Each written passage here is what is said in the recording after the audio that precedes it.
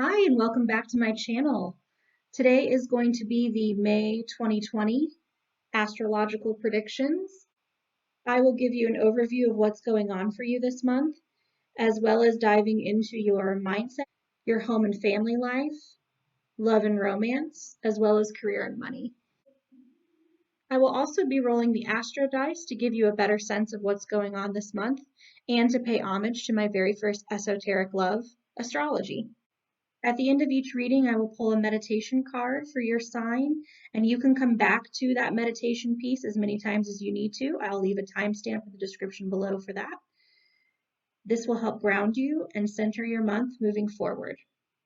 Also, if you're cross-watching for a loved one, I'll go ahead and put timestamps below for the home and family section as well as the love and romance section so you can quickly get that information that you need. These messages are for your sun, moon, and rising sign. If you don't know what your sun, moon, and rising sign are, that's completely fine. I'll leave a link in the description box below so that you can make a natal chart and learn about your sun, moon, and rising. You have to know your exact birth time in order to be able to get your rising sign. And if you don't know it, that's completely fine. You will get a lot of information by just knowing your sun and moon sign from these videos. I hope everyone's staying safe out there, and let's dive into our May 2020 predictions. Hi Gemini, Sun, Moon, and Rising. This is your May 2020 horoscope prediction video. We're going to start right in with the theme of the month. The theme of the month for you is, you actually pulled two cards, the Queen of Cups as well as the Three of Cups in reverse. May is going to be all about collaborating with friends and stepping into the flow of the universe. All right, so you're going to sense that your intuition is fairly strong, and you're going to find that you're maybe more emotionally in tune. This month feels a lot like a party, which I guess sort of makes sense since your birthday is coming up, or the start of Gemini season is coming up at the end of May. So I can tell you're kind of revving up for birthday time. Moving on to the lessons you'll be learning, the Seven of Cups in reverse. The Seven of Cups in reverse is all about aligning yourself to your personal values. So I wouldn't be surprised if a lot of opportunities are popping up for you this month in all areas of interest and all at once. You're going to have to get very discerning about what things you want to do and what parts are on part of your life path. As a Gemini, you kind of want to take on a lot of different things all at once, and you enjoy a lot of things going on all the time. But this month's going to be really about delineating what's the most important thing on your path right now and trying to stick to that. Messages from Divine Wisdom, the High Priestess. I really like that card with the moon. It's beautiful. Okay, the High Priestess is basically about having confidence in yourself and knowing that you already have the answers to the questions that you're asking within you. You and your higher self are sort of syncing up this month, and your guides are saying you don't really even need their help because you've already been pushing it on this journey together, and you sort of are synced up and aligned. So if it feels right to you, it's most likely the thing that they're wanting you to do as well. So you don't have to reach too hard to get to your guides this month. Okay, challenges you may experience is the Hierophant in reverse. This guy's been popping out a lot. Basically, you're feeling challenged to go against societal norms. That can be kind of difficult if you have someone in your life who's pushing you to be more traditional. I would definitely suggest that if it's not feeling right for you, even if it's the quote unquote right thing to do for society, then it's not something that you should be doing. I wouldn't hold any guilt towards that, and you should be okay with pushing past the stereotypes and getting down to what's actually aligned with you. So go ahead and take that risk. Energy that you should be embracing is the goddess Hera.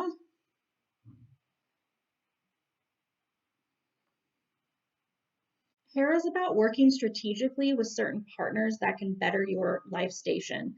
So making sure you're being very careful about who you're seeking out for advice, and you might even find you're partnering up with someone who is an expert in their field, or vice versa. I think a lot of you out there have worked really hard to become experts in your field, and you're going to have a lot of people asking you how you do what you do and the best way to go about things. So lots of split attention this month, lots going on, people needing you in a lot of ways. Diving into some more specific parts of the month here. The Page of Cups in reverse is the mindset you want to take on. Your mind is kind of drifting now backwards. You're kind of looking at self-doubt again, and that can block up your creativity quickly. So be aware of your thoughts this month. They're really going to impact how things move forward. And for home and family life, it's the Nine of Wands.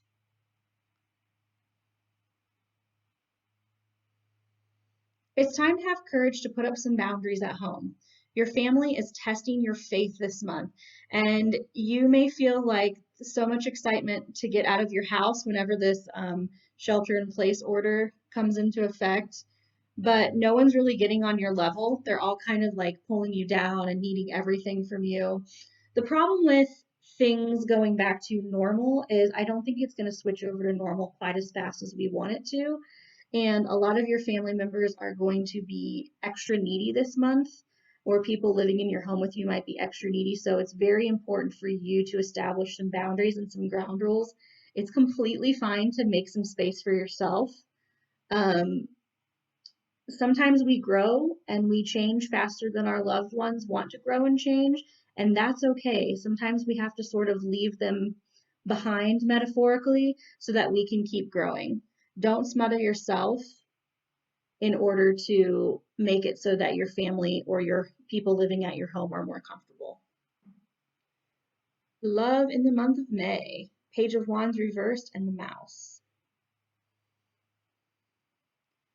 All right, so if you're single this month, you're going to find yourself being maybe a little bit too nitpicky with potential romantic interests. You've got a lot on your mind and you just don't have time to make things work with someone who's not exactly the person who you're looking for. You could be feeling this month like it's never going to happen. You're never going to find someone who's walking down the same spiritual path that you're on. If you're in a relationship, your significant other could be a bit critical of you this month, or you could be a bit more critical with them than you normally are. You're either going to be limiting each other's growth, or through the conflict, you could be creating some new ideas that are much more sustainable in the future. So that could be really exciting. And I would definitely say your mindset plays a huge role on whether or not you're going to come up with new creative solutions, or you're just going to keep getting nitpicky and complaining about each other. Lastly, here we've got career and money. You pulled 3 cards this month for career and money. The World in reverse, the Magician, and the Swan. And I see 2 major arcana cards here, so we know the guides are getting serious. Your career cards are telling us a bit of a story here. So for a long time, you were sort of looking around feeling like you deserved more than what you had, and you weren't receiving it. And then it's followed directly by the Magician, which tells me that you actually moved past that sort of jealous mindset and started working your butt off. And now it is really time for you to receive some gifts. So, because the Magician is the master of his craft, I sense that your craft is using your intuition to help the world. You can use what you've learned about stagnation to go out and teach others how to prevent themselves from staying stagnant and to help them move forward more quickly. We are shifting into a time of rapid growth, and I think that we're going to need people like you who have lived through this growth in order to help us move forward. I'm not entirely sure that Spirit's specifically talking about your day job. I think they're more referring to like your job as a human in society. In this case, although some of you may do day jobs that are related to helping society, so that would work out pretty well. I would say a lot of Geminis that are attracted to this channel are probably light workers, and you're already out there pushing for the good of all mankind. So with all that being said, I want to go over some actionable steps you can take this month, because I always like to give people some real tangible things they can do to help them on their path. Spend some time by yourself developing a meaningful project. It won't hurt this month for you to work on your sacral chakra either. You can do that through sacral chakra meditation or sacral chakra yoga practices. You can just type into Google or YouTube sacral chakra meditation or yoga, and it will give you a lot of videos on the topics that you can work on immediately. I'm also going to provide a meditation at the end of this that might help you along your path. I think that journaling and writing would be good for you. And most of the Geminis that I know are actually pretty good at writing or good at communicating in general. That's kind of a Gemini trait. So writing these things down might not be an idea because, like I said, you could be asked to teach some of these skills to people in the future. So having a good source reference material or something you can just click a picture of and send over to a friend that needs the information is going to be really, really helpful. So like I said, it's feeling like a bit of a party by the end of this month. Like, yes, I'm ready for my birthday. It's time to get down. All right, I wanted to roll the Astro dice here. It's going to give me a house number, a sign, and a planet. And this will tell us a little bit more about your month. All right, house number 5, Sagittarius, and we have Mercury here. So I would definitely want to note that Mercury is all about mind, communication, intellect, and it's the planet that governs Gemini. So that's a really great thing. What I'm vibing from the Sagittarius is just the aspect of luck and having luck.